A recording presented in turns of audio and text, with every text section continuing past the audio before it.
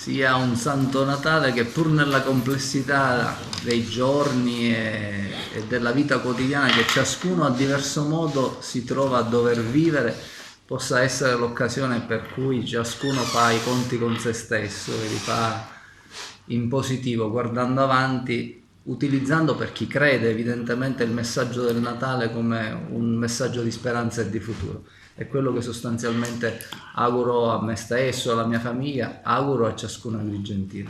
Buon Sindaco, Natale. tante iniziative in vista del festa, nuovo Tante anno, Natale. iniziative che hanno visto una partecipazione corale della città, penso ai comitati di quartiere, penso alle parrocchie, le associazioni, il comune insieme all'ente parco e con l'università.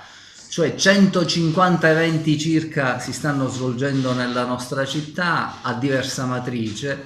Alcune di queste riguardano le tradizioni popolari, come sempre, le novene, ma molte riguardano anche la necessità di riappropriarci del senso proprio del Natale, di quello stupore e quell'incanto del Natale che molto spesso si perde perché vediamo che l'indomani di Ferragosto molto spesso qualche vetrina comincia a diventare natalizia.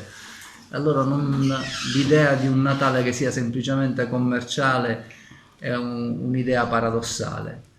Ci si riappropri del Natale, ci dice l'Arcivescovo, e credo che questo sia un gran bel messaggio, e riappropriarsi del Natale significa tante cose.